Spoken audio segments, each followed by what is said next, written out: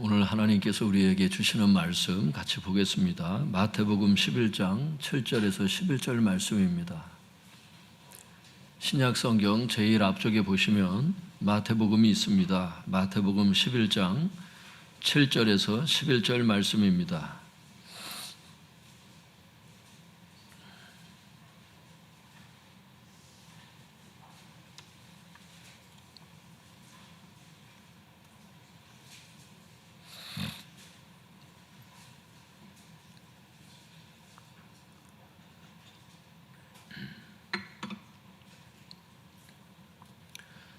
마태복음 11장 7절에서 11절 찾으셨으면 우리 한 목소리로 읽어보겠습니다. 시작.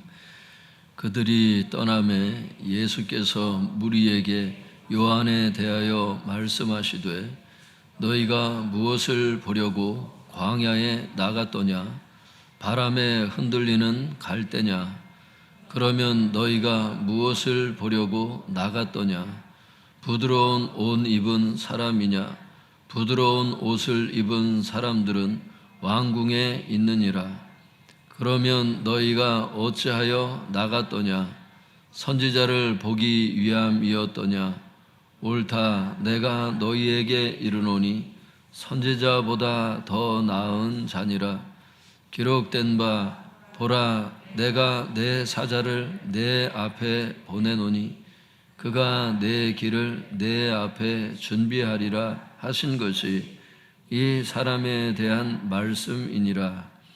내가 진실로 너희에게 말하노니 여자가 낳은 자 중에 세례 요한보다 더 큰 이가 일어남이 없도다. 그러나 천국에서는 극히 작은 자라도 그보다 크니라. 기도하겠습니다. 하나님 아버지, 이 시간 사랑하는 성도님들 주님의 음성을 듣길 원하고 있습니다. 사람의 소리가 아니라 주님의 음성을 듣길 원합니다. 주님, 이 시간 말씀하여 주옵소서. 하나님, 이 시간 들을 귀들을 허락해 주옵소서. 겸손한 심령들을 허락해 주옵소서. 이 시간 말씀의 도구로 무익한 종을 써주시옵소서. 예수님 이름으로 기도드려 싸움나이다. 아멘.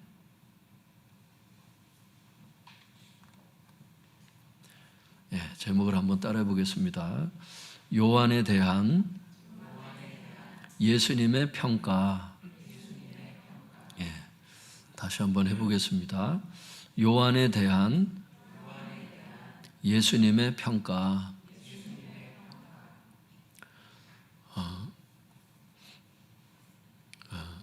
말씀을 들을 때마다 우리 성도님들께서 굉장히 사모하는 심정을 갖고 이렇게 말씀을 들으시는데 그렇게 들으시는 것은 굉장히 잘하는 것입니다.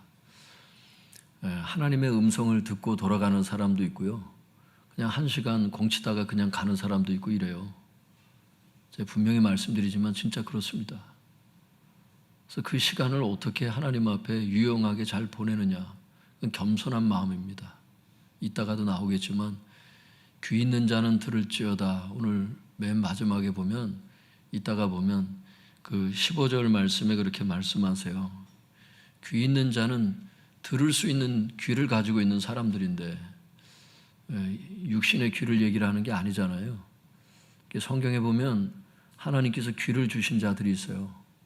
영적인 귀, 영적인 말씀을 듣는 사람들이 있어요. 그래서 그 사람들은 졸질 않아요. 그리고 핸드폰 하지 않는다고, 예배 시간에.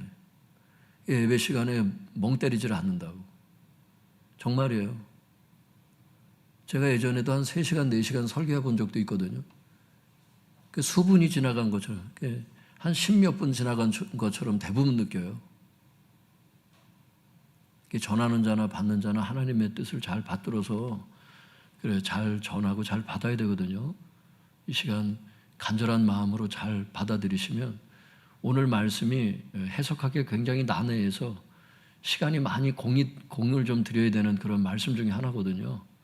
여자가 낳은 자 중에 가장 큰 자라는 게 도대체 무슨 뜻인지, 이 문맥으로 파악이 안 되면 이게 도대체 뭔 뜻인지 못 알아들어요. 아무리 성경 읽어도 못 알아듣습니다. 이걸 수십 년 동안도 성경을 읽어도 지금까지도 이게 무슨 뜻인지 모르는 사람 굉장히 많습니다, 여러분. 오늘 말씀 잘 듣고 하나님 말씀 순종하는 성도님 다 될 수 있기를 축복합니다. 제목을 한번 다시 따라해 보겠습니다. 요한에 대한 예수님의 평가. 지난 시간에 이제 세례 요한이 당신의 그 제자들을 보내서 예수님께 질문했던 내용들이 나왔잖아요. 거기에 이제 이어진 그런 말씀이에요. 우리 7절 같이 읽어보겠습니다. 시작. 그들이 떠나매 예수께서 무리에게 요한에 대하여 말씀하시되 너희가 무엇을 보려고 광야에 나갔더냐 바람에 흔들리는 갈대냐. 여기서 그들이 무엇일까요, 성도님들?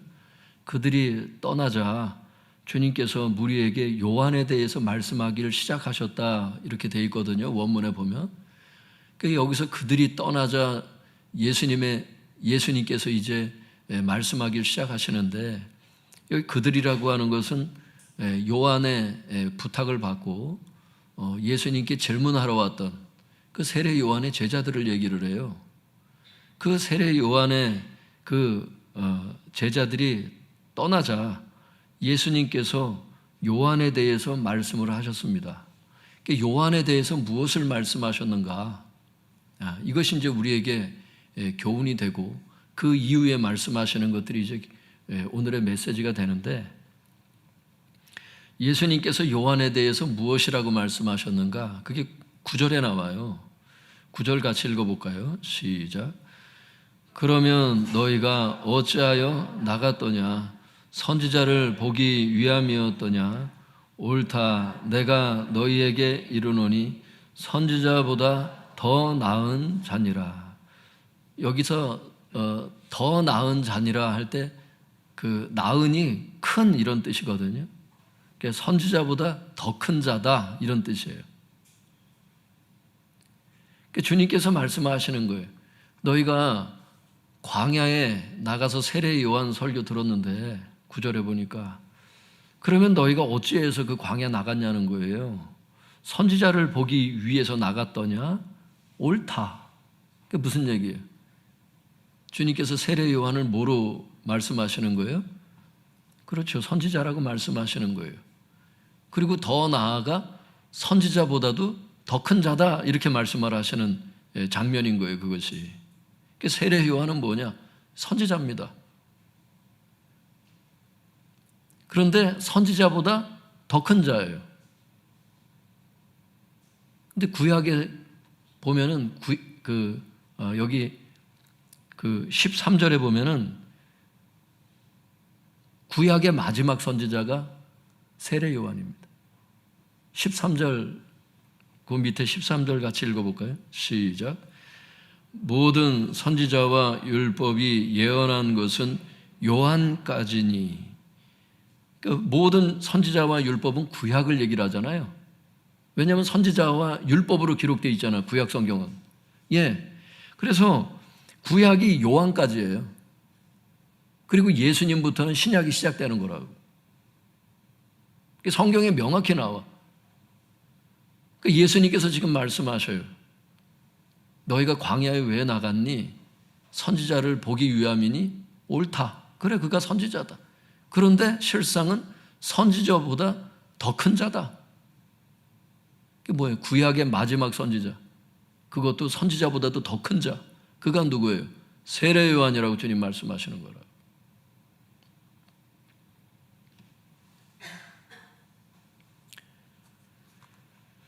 선지자보다 더 크다고 주님 말씀하신 그 이유를 설명해야 될 거 아니에요. 그 선지자다 이렇게 보통 얘기하면 될 텐데 선지자보다 더 나은 자다 이렇게 왜 말씀하셨을까? 그게 이제 이어지는 10절에 말씀하시는 거예요. 그 이유를. 이게 말라기 3장 1절에 나오는 말씀인데, 이 말라기 3장 1절이 세례 요한에 대한 메시지라는 것을 주님이 언급하시는 거죠. 뭐라고 말씀하세요? 10절 같이 읽어볼까요? 시작. 기록된 바 보라 내가 내 사자를 내 앞에 보내노니 그가 내 길을 내 앞에 준비하리라 하신 것이 이 사람에 대한 말씀이니라. 이런 말씀이 있지. 이 말씀이 곧 이 사람에 대한 예언의 말씀이다. 주님이 이렇게 말씀하세요.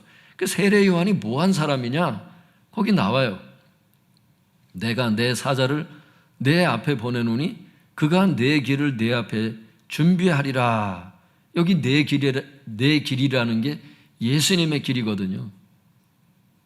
예수님의 그 사역의 길을 준비한 게 누구냐? 그게 세례 요한이다. 그렇기 때문에 그가 선지자보다도 더 큰 자다. 그럼 뭘 말씀하시는 거예요, 주님께서? 하나님께서 세례 요한에게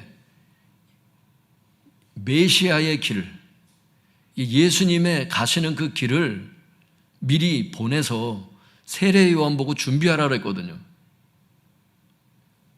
그러니까 하나님께서 세례 요한에게 맡겨주신 그 사명의 그 크기 때문에, 그 사명의 역할 때문에 선지자보다 더 큰 자라고 지금 설명하고 있는 거예요. 또 이 이유 때문에 그 11절에 보면 여자가 낳은 자 중에 세례 요한보다 더 큰 이가 없다 이렇게 말씀하신 거라고. 세례 요한이 잘나서 이런 것이 아니라 그의 사역의 역할 때문에 그가 큰 자라고 얘기를 하시는 거예요.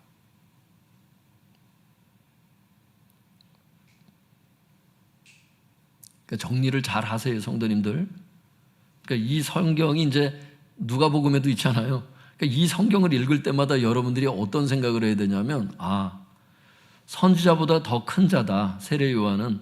또 여자가 낳은 자 중에 세례 요한보다 더 큰 이가 없다 이렇게 말씀하실 때 그 이유는 예수님의 길을 준비했기 때문에, 즉 그의 사역의 역할 때문에 그가 큰 자가 되었다 이렇게 이해를 하면 틀림없습니다.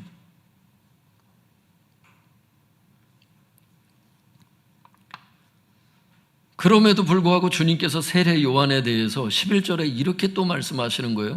그 여자가 낳은 자 중에 세례 요한보다 더 큰 이가 없다. 그게 가장 크다 이런 뜻이죠. 그래 놓고서 뭘 하시냐면 이런 말씀을 하세요. 희한한 말씀을. 그러나 천국에서는 극히 작은 자라도 그보다 크니라. 우리 한번 11절 다 같이 읽어보겠습니다. 시작. 내가 진실로 너희에게 말하노니 여자가 낳은 자 중에 세례 요한보다 큰 이가 일어남이 없도다. 그러나 천국에서는 극히 작은 자라도 그보다 크니라. 성도님들, 그러나 세례 요한이 큰 건 알겠어요. 어떤 이유 때문에 세례 요한이 크고 선지자보다 큰 자고 여자가 낳은 자 중에 세례 요한이 가장 큰 자고, 이건 알겠는데 주님께서 이런 말씀을 하시는 거예요. 그러나 천국에서는 극히 작은 자라도 그보다 크다. 야, 이게 참 난해한 겁니다. 뭘 기준으로 해서 이렇게 얘기를 해야 되나, 이거를. 이게 상당히 고민스러운 일이야. 그래서 이 성경을 연구를 해보잖아요, 성도님들. 그러면 천국에서 극히 작은 자가 누구인가, 이걸 규명해야 돼요. 이게 도대체 누군가? 천국에서 극히 작은 자가 누군가? 이거를 얘기를 하다 보면 주석에 이제 이런 내용들이 등장을 한다고요. 뭔 얘기를 하냐면 학자들이 예수님이 가져오신 새로운 구원 시대의 복을 누리는 가장 사소한 사람, 이게 누굴까요? 구원받은 신약 성도 중에 가장 작은 자를 얘기를 하는 거예요. 이게 나중에 연구를 해보면 천국에서 지극히 작은 자가 누구냐? 쉽게 말해서 구원받은 신약 성도 중에 가장 작은 자를 얘기를 한다고. 구약의 성도를 얘기를 하는 게 아니라 신약 성도 중에 가장 작은 자를 얘기를 한다고.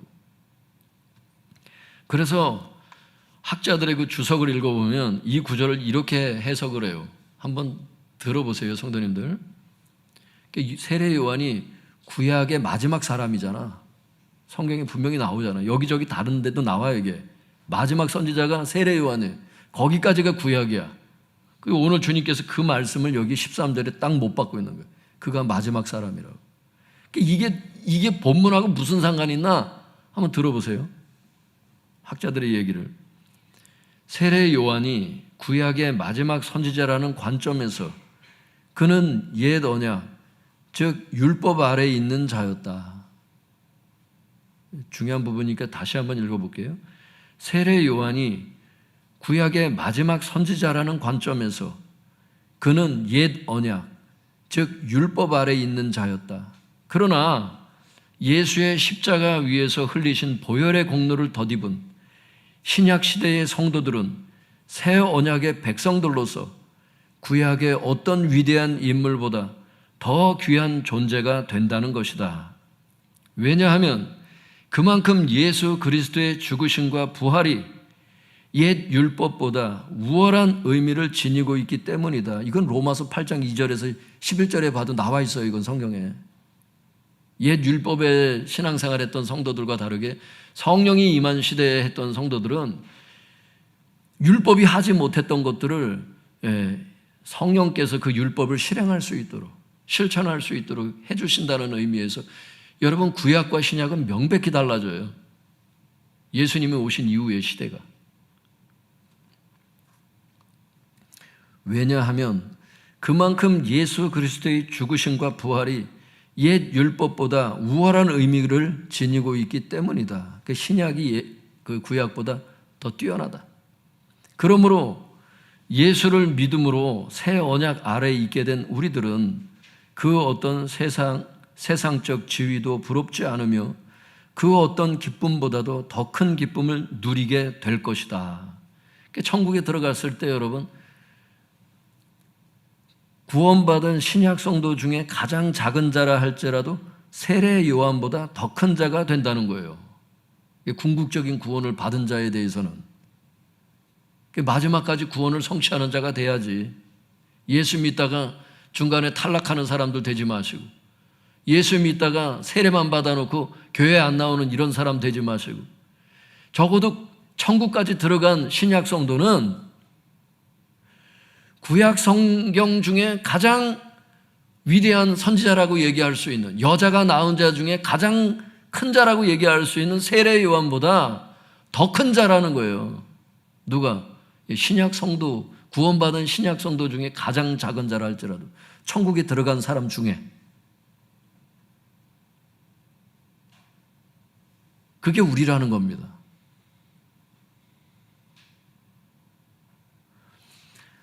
세례 요한은 예수님의 길을 준비했잖아.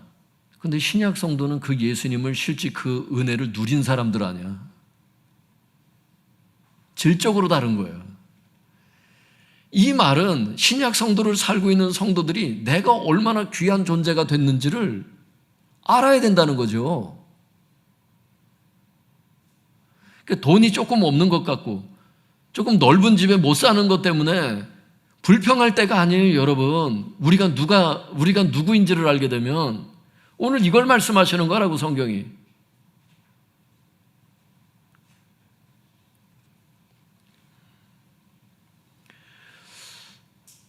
저와 여러분은 상당히 대단한 사람들입니다, 여러분. 이 복음적인 관점에서 봐서는 구약 성도들 중에 단 한 사람도 누리지 못했던, 아브라함, 믿음의 조상이라고 하는 아브라함부터 구약의 마지막 사람이라고 할 수 있는 세례 요한에 이르기까지 그 누구도 누리지 못했던 그 예수님을, 그 복음을, 완전히 성취된 그 복음을 누리고 예수의 영을 갖고 사는 사람들, 걸어다니는 성전이 된 사람들, 이게 신약 성도라는 거예요. 구약은 오실 예수님에 대해서 다 얘기를 하고 있어요. 그 예언만 했어. 그 예수님의 십자가의 대속의 공로를 그 누구도 누리지를 못했어. 세례 요한이라 할지라도. 여러분 그거 아세요? 세례 요한이라 할지라도 예수님의 길만 준비했지 예수님의 대속의 은혜를 누리지 못했다는 거. 근데 세례 요한 이후에, 예수님 이후에 복음의 혜택을 누리고 성령을 받아서 하나님과 항상 동행하는 존재가 된 신약 성도들이야말로, 여러분 구약 율법은 이거 해라 저거 해라 얘기를 해요. 사람들이 지키질 못해. 하나님 아셔. 그래서 1년에 한 번씩 성막에 가서 짐승의 피로 사죄함을 받았어요. 근데 로마서 8장에 보면은 율법이 할 수 없는 그것을 하나님이 하셔. 그게 누구예요? 성령께서 예수의 피로 구원받은 그 대속받은 성도들 가운데 역사하셔서 그 율법을 살 수 있도록, 그 예레미야에도 그게 예언되어 있죠. 성령이 그 율법을 행하게 하리니. 할렐루야. 하나님의 신이, 하나님의 영이 그 율법을 살 수 있도록 하겠다. 그러니까 예수님의 피 공로로 대속의 은혜를 받았을 뿐만 아니라 성령의, 예수의 영의 그 능력을 힘입어 그 말씀을 살아낼 수 있는 자가 되었다는, 구약의 성도들 중에 다윗이라 할지라도 신약에 제일 가까운 역할을 했던 사람이 저는 다윗이라고 보거든요. 그 시편 읽어보고 그 사람 행실을 보면 진짜 완전히 그냥 신약 사람 같았고, 어떻게 보면 구약에 살았던 신약 사람 같았고. 그렇지만 여러분, 다윗이라 할지라도 예수님을 누리지 못했다는 거예요. 그래서 여러분이 천국에 딱 가시면 여러분의 특권이 다윗보다 더 나아. 세례 요한이 이 정도니까. 천국에 들어간 신약 성도의 가장 작은 성도라 할지라도 세례 요한보다 다 크니까. 제가 이 말씀을 이렇게 묵상을 하는데 제가 이런 생각이 드는 거예요. 세례 요한이 선지자보다 더 나은 자가 되고 여자가 낳은 자 중에 가장 큰 자가 된 것이 세례 요한이 잘났기 때문인가? 아니라는 생각이더라고, 내 생각은. 왜? 오직 그에게 예수님의 길을 준비하는 사역을 맡겨주신 하나님의 은혜 때문이 아닌가? 이 생각이 들면서 구원받은 신약 성도들 중에 가장 작은 자라 할지라도 세례 요한보다 더 큰 자가 된 것이 신약 성도가 잘났기 때문인가? 이게 내가 잘났기 때문인가? 내가 목사이기 때문인가? 내가 순종을 잘했기 때문인가? 그게 아니라는 거예요. 오직 신약 시대에 태어나게 하신 그분 때문에, 뿐만 아니라 신약 시대에 태어나게 하시고 예수님의 대속으로 구원해 주신 온전한 하나님의 은혜 때문이다. 이런 결론에 도달하더라고요. 그래서 어떤 생각이 드냐면, 성도님들, 이런 말씀을 드리고 싶어요. 아무리 세례 요한과 같은 그런 위대한 사역을 하고 있는 사람이 있다 할지라도, 지금 이 시대에도 아무리 뛰어난 복음 전도자, 그래서 막 수만 명씩, 수십만 명씩 막 성도가 된다 할지라도, 또한 아무리 신약 성도와 같은 위대한 특권이 주어진다 할지라도 교만하지 말아야 되겠다. 겸손해야 되겠다. 그 사역의 역할을 맡겨주셨을 뿐이고, 그런 은혜를 주셨을 뿐이다. 그것을 허용하신 하나님께 감사해야 되는 게 아닌가. 오히려 자기가 이뤄놓은, 야, 내가 요단강가에서 얼마나 많은 사람들을 내가 물세례를 많이 줬는가. 많은 목사님들이 그러고 있단 말이에요. 지금 내가 세례를 준 사람들이 얼마나 많은가. 여러분, 세례 요한은 물세례를 엄청 많이 준 사람이에요. 근데 하나님의 은혜를 받은 신약 성도들 중에 가장 지극히 작은 자, 지금 막 구원받은 아주 지극히 어린아이 하나가 세례 요한보다 낫다고 하시는 걸 볼 때, 야, 까불지 말아야겠다. 하나님 앞에 사역을 놓고 교만 떨지 말아야겠다.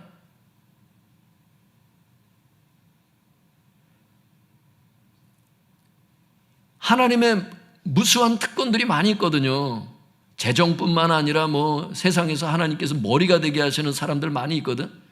근데 여러분, 이 세상에서 머리 되는 정도가 아니라 천국에 갔을 때 세례 요한보다 다 크다니까. 그 특권을 생각해 보세요, 여러분. 이 땅에서 잠깐 누리는 그런 특권이 아니라, 하물며 여러분, 이 땅에서 잠깐 하나님께서 유명하게 하시고 머리가 되게 하시고 꼬리가 되지 않도록, 또 재정을 주시고 높은 지위에 올려놓으시고 좋은 대학 가게 하시고 그걸 자랑질을 하고 돌아다녀야 되겠나 우리가 그런 존재인가 진짜.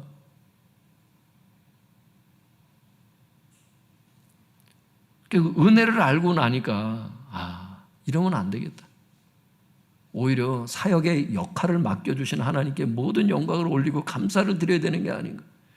그런 특권을 주신 하나님께 존귀와 영광을 올려드려야 되는 게 아닌가. 참 겸손한 자가 되어야 되겠다. 근데 성경을 제가 이렇게 쭉 보니까 처음엔 그렇게 잘 감사하고 그렇게 하다가 나중에 타락한 사람들이 성경에 여러 사람이 나오는 거예요. 사울 보세요. 처음에 겸손해서 하나님께서 그에게 은혜를 주셨잖아. 왕을 세우셨잖아. 누굴 세울까 하다가 그가 부모의 그 말 한마디에 낙이 찾으러 사흘씩 돌아다니는 걸 하나님 보시잖아요. 그를 왕으로 삼으셨잖아. 근데 왕이 된 다음에 어떻게 했어요? 하나님 말씀 불순종하기 시작했잖아. 그래서 하나님께서 그를 왕 삼으신 걸 후회한다 그러셨잖아. 그래서 이제 그를 왕으로 삼지 않고 다른 사람을 예선에 따르잖아. 그게 다윗 왕이었잖아요. 성경에 나오잖아요. 사울이 순종을 했다면 그의 나라가 영원했을 거라고. 여러분, 하나님은 처음부터 다윗을 선택할 마음이 없었어요. 성경에 보면 사울을 통해서 하나님께서 그 나라를 유업을 잇길 원하셨다고. 이스라엘을 믿습니까? 이게 교만이라는 거예요, 여러분. 하나님께서 날 살리는 은총을 받고 막 무슨 은총을 받고 하나님께 불순종하고 하나님께서 계속 찌르시는데, 양심에 찌르시는데도 못 들은 사람처럼 외면하고 계속 이렇게 가잖아요. 하나님께서 내가 너에게 은총을 준 것을 후회하노라, 이 소리를 들을 수 있는 사람이 많이 있다고. 여러분 가운데는 없겠지만 예전에 보니까 그렇더라고. 예전에 제가 한번 말씀드렸잖아요. 저에게 어느 날 그러시는 거예요. 갑자기 복도를 지나가는데 많은 목사들이, 그러니까 많은 사람들이 나를 배신했다 그러시더라고. 그러면서 뭐라 하시냐면, 처음에 개척할 때는 막 그냥 하나님께 막 몸과 마음을 바쳤나 봐. 그런데 이제 조금 교회가 부흥이 되니까 하나님을 떠난 그 목사들이 많은가 봐요. 일반 성도가 아니라 목사님들이 그랬대. 목사인 저에게 왜 그 말씀을 하셨을까? 참 살 떨리는 얘기죠. 정신 차리란 얘기지. 너도 정신 차리라고.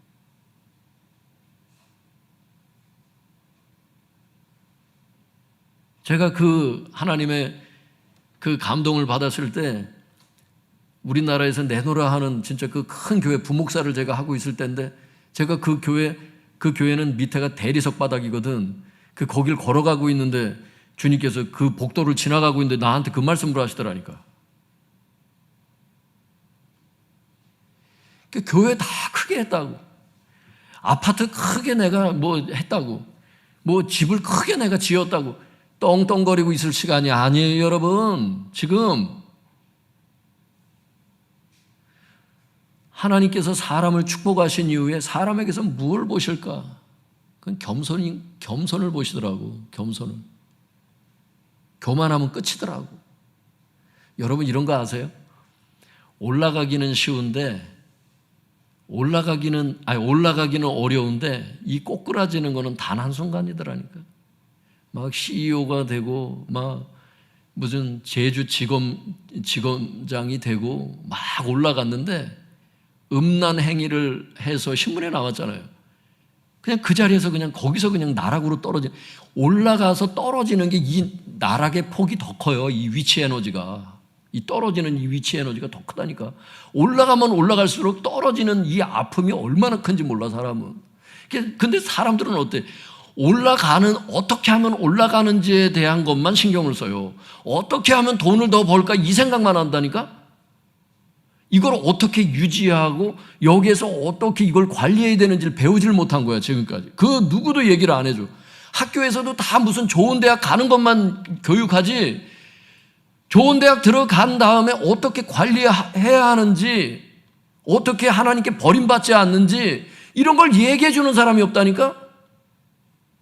그래서 사람들이 높은 데 올라갔다가 아프게 떨어지는 거예요. 아주 이 낙차가 엄청 크거든.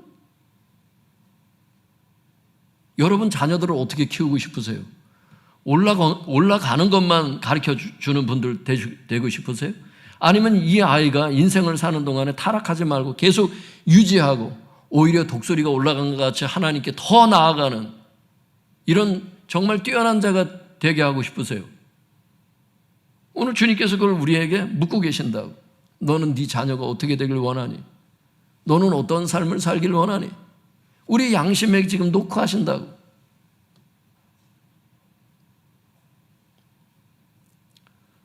성도님들, 제가 보니까 우리나라는 훌륭한 사람이 참 많아요.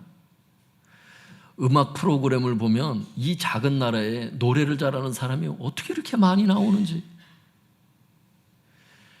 사법고시 합격한 사람이 몇 명인 줄 아세요? 지금까지?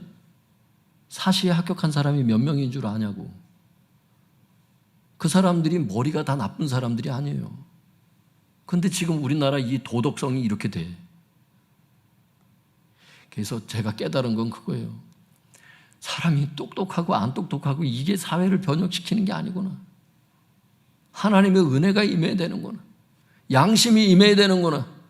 그 사람들이 여러분 결국 타락하지 않고 끝까지 가는 그런 사람들이더라고요. 자녀들을 여러분 말씀으로 양육할 수 있기를 바랍니다. 오늘 이렇게 자녀들을 데리고 나온 성도님들 잘하신 거예요. 시간 낭비가 아니야. 그 자녀들이 성공하는 그 방법을 하나님께서 오늘 말씀하시는 거라고. 할렐루야. 우리가 살고 자녀들이 살자. 한번 따라해 볼까요? 우리가 살고 자녀들도 살자. 할렐루야. 예. 그래서 성도님들, 하나님께서 아무리 여러분들을 높이 이렇게 머리로 세우셔도 끝까지 겸손할 수 있길 바랍니다. 예, 교만하지 마시고 나를 여기까지 하나님께서 왜 인도하셨을까? 나에게 왜 이런 축복을 주셨을까? 이걸 생각하면서 하나님의 그 뜻대로 순종하는 자들, 하나님의 뜻대로 그 복을 흘려보낼 수 있는 이런 사람들이 되어야 되겠습니다. 이제 이어지는 말씀에 보면요, 12절에 보면은 세례 요한보다 더 큰 자가 되는 비결을 말씀하세요. 즉 구원받은 신약 성도가 되는 비결이 뭐냐? 궁극적인 구원까지 들어갈 수 있는 비결이 뭐냐? 그걸 말씀하시는 거라고. 그러니까 한번 예수님 믿다가 그냥 다시 교회를 등지는, 예수님을 등지는 이런 사람 말고 끝까지 예수님을 믿을 수 있는 비결이 뭐냐? 그래서 세례 요한보다 더 큰 자가 되는 비결이 뭐냐? 그걸 12절에 말씀하고 있다니까요. 그걸 한번 12절 읽어볼까요? 시작. 세례 요한의 때부터 지금까지 천국은 침노를 당하나니 침노하는 자는 빼앗느니라. 여기 세례 요한의 때부터 지금까지 이거에 대해서도 이게 무슨 뜻인가 궁금했던 분들은 제가 말씀드릴 때 한번 잘 들어보세요. 그 다음에 천국은 침노를 당하나니 침노하는 자는 빼앗느니라. 이거의 뜻을 제가 말씀드리도록 하겠습니다. 세례 요한의 때부터 지금까지라는 말의 의미가 무엇일까? 예수님께서 세례 요한에게 세례를 받으시고 그때부터 사역 시작하셨잖아요. 그 때를 얘기를 하는 거예요. 세례 요한의 그 때부터 시작해서 예수님께서 사역을 시작하신 그때부터 지금까지 그걸 얘기를 한다고.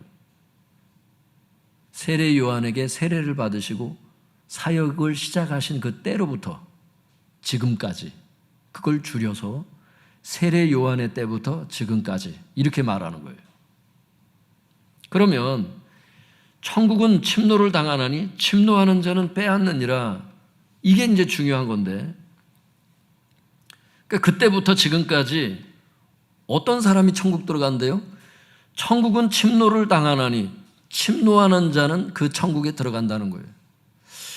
여기 천국은 침노를 당하나니 침노하는 자는 빼앗느니라. 학자들이 이렇게 설명하더라고요.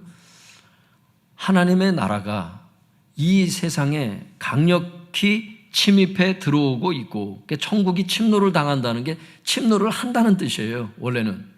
그러니까 하나님의 나라가, 천국이 이 세상에 강력히 침입해 들어오고 있고, 그 천국에 적극적으로 반응하는 자들은 그 나라 안으로 침입해 들어가서 그 나라를 확보한다, 이런 뜻이에요. 그러니까 천국 자체가 이 세상에 강력히 침노해서 들어오지요. 그런데 그 천국에 적극적으로 반응하는 사람들이 있을 거 아니야. 그러니까 침노하는 자, 이 뜻이 천국에 적극적으로 반응하는 자, 이런 뜻이에요. 침노하는 자, 천국에 적극적으로 반응하는 자, 그 사람들이 천국을 빼앗는다는 거야. 그 안에 그 나라에 들어간다는 거예요. 누가? 천국에 적극적으로 반응하는 자들이. 이게 핵심인 거지. 그래서 표준 세번역 개정판은 이 구절을 이렇게 번역을 해요. 하늘나라는 힘을 떨치고 있다. 하늘나라는, 천국은 힘을 떨치고 있다는 거야. 그리고 힘을 쓰는 사람들이 그것을 차지한다, 이렇게 번역을 해서. 여기서 힘을 쓴다는 게 뭐예요? 천국에 들어가고자 힘쓰는 자들이 천국에 들어간다, 그 뜻이에요. 그게 구원받은 신약 성도가 되는 비결이 뭐야? 침노하는 자가 돼야 되는 거야. 천국을 침노하는 자가 돼야 되는 거야. 그 침노한다는 게 무슨 뜻이라고요? 천국에 적극적으로 반응하는 자들, 천국에 들어가고자 힘을 쓰는 자들, 그 사람들이 천국에 들어갈 수 있다는 거예요.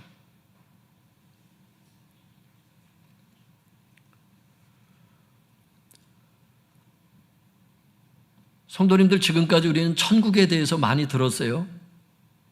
산상수훈할 때 뭘 배웠죠? 산상수훈을 통해서 천국에 들어가기 위해서는 무엇을 힘써야 되는지 우리는 배웠습니다. 천국에 적극적으로 반응하는 자들이 되라는 거예요. 천국에 들어가기 위해서 힘쓰는 자들이 되라는 거예요. 순종을 잘하라는 얘기죠. 누가복음에 제자가 묻잖아요, 주님께. 천국에 들어가는 자가 적습니까? 물어보니까 들어가고자 하여도 못하는 자가 많으리라. 한번 따라 볼까요? 들어가고자 하여도 못하는 자가 많으니라. 천국이 있다는 걸 알았어. 그래서 들어가려고 했어. 그런데 못 들어가는 자가 많대. 어느 정도로 힘쓰라는 얘기야? 어느 정도로 적극적으로 말씀에 반응하는 자들이 되라는 거예요, 도대체. 진짜 열심히 순종하셔야 돼. 하나님께서 지금 기회를 주시는 거예요. 세례 요한보다 더 큰 자가 될 수 있는 기회를 주시는 거라고. 이미 기회를 주셨고, 근데 이것이 이제 끝까지 가라는 거예요. 끝까지. 중간에 신앙생활 포기하지 말고, 말씀 내동댕이 치지 말고, 주님께서 말씀하시는 것들을 외면하지 말고, 못 들은 사람처럼 신앙생활 하지 말라는 거예요. 주님께서 끊으라고 하시는 건 끊으세요. 하라고 하는 건 하십시오. 그게 여러분의 영혼을 준비하는 것입니다. 어떤 영혼? 세례 요한보다 더 큰 자가 되도록 여러분 자신을 준비하는 거예요. 누굴 위해서 준비하는 게 아닙니다. 교회 봉사 누굴 위해서 하는 게 아니에요. 헌금 생활 누굴 위해서 하는 게 아닙니다, 여러분. 예배 생활 누굴 위해서 하는 게 아니에요. 여러분 자신을 위해서 준비하라는 겁니다. 믿습니까? 하나님께서 구역예배 기회 주실 때 구역예배 드리십시오. 하나님께서 봉사할 수 있는 기회를 주실 때 봉사하십시오. 여러분, 손을 쓸 수 있고 걸어 다닐 수 있을 때 교회 나오십시오. 믿습니까? 할 수 있을 때 하십시오. 귀가 잘 들릴 때 설교 열심히 들으십시오. 눈이 보일 때 성경을 읽으십시오. 말을 할 수 있을 때 여러분 전도하시고 기도 생활 하십시오. 방언기도 하십시오. 적극적으로 반응하는 자들이 그 나라 들어간다고 말씀하시잖아요. 침노하는 자가 빼앗게 된다고. 힘쓰는 자들이 빼앗게 된다고. 힘쓰지 않고 가만히 있는다면 그 결과는 뻔한 거죠. 지금까지 왔다가 돌아갔던 수많은 사람처럼 예수의 이름을 알고 천국을 들어봤지만 구원을 잃어버리는 자가 된다는 것이죠. 천국에서 가장 작은 자가 되는 게 아니라 지옥에서 가장 작은 자가 될 수도 있다는 걸 아셔야 됩니다. 지옥의 형벌도 등급이 있는 걸 아세요, 여러분? 여러분, 영광에도 해의 영광이 다르고 달의 영광이 다르고 별과 별끼리의 영광이 다른 거 아시죠? 지구과학 공부한 분들. 빛의 영광이 달라요. 그와 같이 구원받은 자의 영광도 다르다고 고린도전서 15장에 말씀하셨잖아요. 왜 똑같이 상급받는다고 생각하십니까? 등급이 있다는 거예요. 등급이 다 천국에 들어가도 더 밝은 영광의 사람이 있고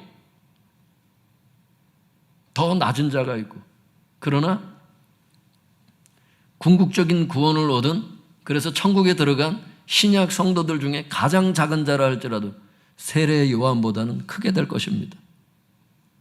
그러니까 성도님들 가만 생각해 보면 이런 생각이 들어요. 야, 세례 요한이 얼마나 큰 자예요? 예수님을 준비한 자인데, 근데 그보다 더 클 수 있는, 더 큰 자가 될 수 있는 그 특권과 지위를 얻을 수 있는 그런 상급을 받을 수 있는 자격이 우리는 주어졌잖아.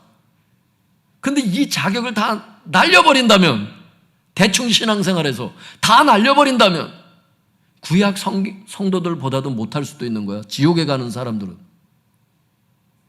얼마나 억울해. 얼마나 억울해. 내가 지금 어느 시대를 살고 있는지 영적인 포지션을 모르면, 신약 성도의 특권을 모르고 함부로 살다가 진짜 딱 죽었는데 진짜 엉뚱한 데 와 있으면 진짜 황당할 거야. 여러분 믿습니까? 오늘 이 말씀을 믿으시냐고요? 오늘 말씀을 진짜 믿는 사람들은 행동이 달라질 거예요, 아마. 믿습니까? 대단히 심각한 말씀이라니까, 오늘 메시지를 알고 나면.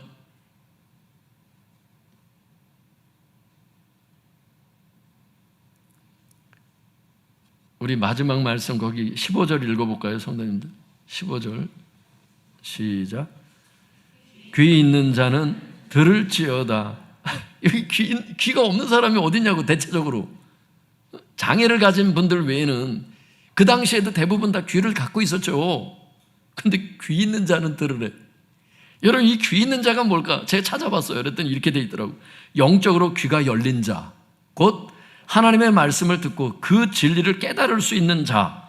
오늘 하나님의 말씀을 듣고 깨닫는 사람이 있다면 그 사람은 듣는 귀가 있는 사람이지.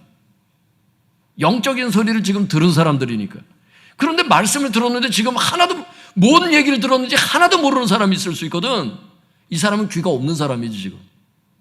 대단히 심각하죠. 제가 이렇게 어느 날 이렇게 예배 드리고 나서 집에 갔을 때 아이 중에 한 명이 막 얘기를 하는 경우 있어요. 수요 예배 저 목사님, 부목사님 설교 잘 들었니? 얘기를 하면 막 두 줄로 딱 얘기를 해. 그러니까 핵심 요약이 됐다는 얘기지, 머리에. 그래서 제가 속으로 생각했지. 아, 잘 들었구나. 야, 오늘 부목사님 설교 잘 들었니? 예, 오늘 설교는 이건데, 이겁니다. 거의 두 줄로 끝나. 안 졸았다는 뜻이에요, 걔가. 요약을 못한다는 말은 제대로 안 들었다는 뜻이거든요. 한번 물어보세요, 여러분. 집에 가서 애한테 오늘 설교 뭐 들었니? 이렇게 물어보세요, 진짜. 요약하는 애가 있고 요약을 못하는 애가 있어. 요약을 했다는 말은 말씀을 듣고 그게 속에서 이게 소화가 됐다는 뜻이야. 이 사람들이 이 말씀이 사라져요. 말씀에는 그런 능력이 있거든. 말씀을 제대로 듣잖아, 이게 사라져. 삶이 사라진다고. 말씀 자체가 능력이 있기 때문에. 여러분, 귀 있는 자가 될 수 있길 바랍니다. 우리 성도님들이 귀 있는 자가 됐으면 좋겠어요. 저는 대다수는 다 귀 있는 자라고 저는 생각을 합니다. 근데 근심이 있는 사람도 있어요. 몇 년째 계속 자다 가는 사람은 진짜 근심이 돼요. 여기를 보고 있다는 거는 여기에 없다는 거지, 그분이. 그치? 내가 온유를 보고 있다는 말은 온유가 아니라는 거지, 지금.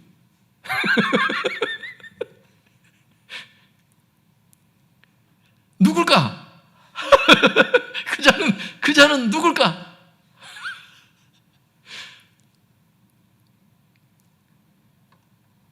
성도님들 삶을 살다 보면 피곤할 때가 있고 직장에서 진짜 피곤해서 올 때 있어요. 정말 그래서 이제 피곤할 때도 있지요. 하나님께 여러분 체력을 달라고 기도하시고 말씀을 듣는 은혜를 달라고 기도하시고, 특별히 성경에 보니까 성도님들 하나님께서 이 귀를 계속 여시는 사람이 있어. 계속 열려진 사람이 있고, 어떤 사람은 처음에 귀가 열렸는데 닫힌 사람도 있어. 그런 사람도 왕왕 봐요. 제가 처음에는 잘 열렸어. 근데 어떤 연유로 말미암아 이게 닫혔어. 근데 성경에 어떤 사람에게 이 열린 귀를 허락하시는가 제가 찾아봤더니 주님께서 그걸 깨닫게 하셨어요. 그 근거 구절들을 보니까 겸손한 자는 하나님께서 계속 귀를 여시더라고. 근데 마음이 교만해지면 귀가 열렸던 귀도 닫혀버려요. 안 들려. 다 안다고 생각하고, 특별히 이게 배울 마음이 없거나 이러면 귀가 닫혀요. 교회를 와도 하나님의 임재를 보는 게 아니라 맨 주차장이나 보고 막 이런 거나 이렇게, 그러니까 초점 자체가 주님께 가 있지 않는 사람들, 마음이 높아진 자들, 이 자들이 이 귀가 안 열리더라고. 열렸어도 닫히더라고. 설교를 못 들어요. 그래서 저는 예전에 그런 사람을 봤어요. 남자 청년이 예배 다 드리고 나서 저한테 이러더라고. 목사님, 차 한잔 마시는데 이러더라고. 오늘 설교를 들었는데 무슨 소리인지 하나도 못 알아듣겠어요. 이러더라고. 제 속에서는 비상이지. 이게 비상인데 그게 뭐를 의미하는지를 그거를 이 청년이 모르는 거야. 자기가 한 말이 지금 무엇을 의미하는지를. 하나님께서 귀를 안 여셨다는 거야 지금. 이게 대단히 안 좋은 소식이거든요.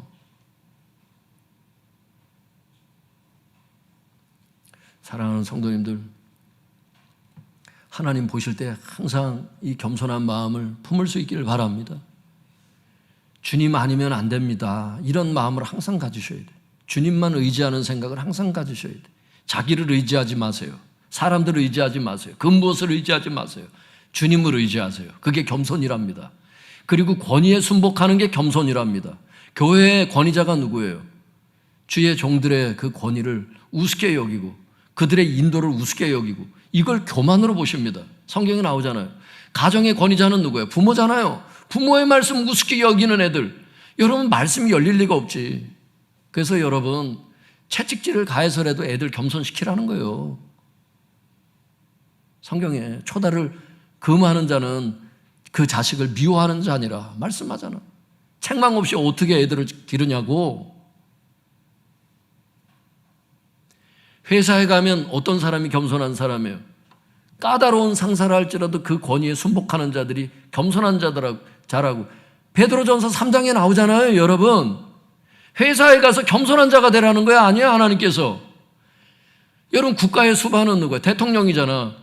내가 원하는 정당이든 정당이 아니든 일단 대통령이 되면 위에서 기도하라고 여러분 성경에 말씀하잖아요. 왜 대통령 욕하고 돌아다녀? 그 사람을 위해서 중보기도는 못할 망정. 좀 문재인 대통령 때도 이런 말 했어요. 괜히 이상하게 생각하지 마시고. 성경은 주님께서 세우신 그 권위자가 있다는 거예요. 그 사람들 권위에 순복하래요. 그게 겸손이래.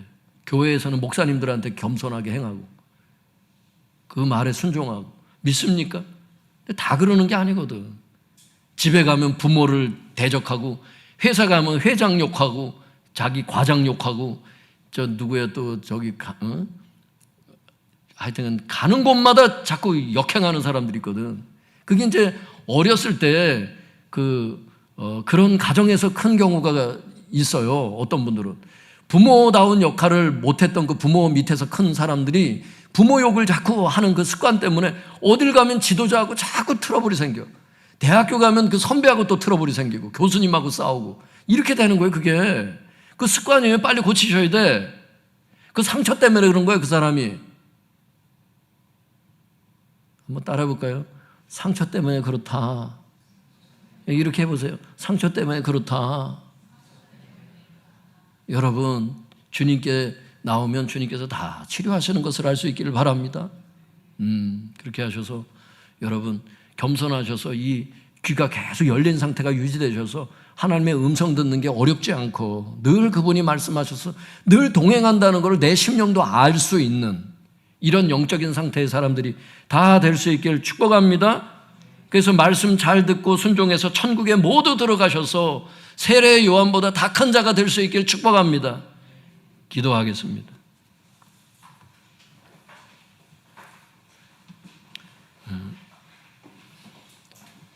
오늘 주신 말씀 붙잡고 기도하세요. 여러분들에게 주신 말씀이 있습니다. 주여 주여 부르짖고 통성해서 기도하겠습니다. 주여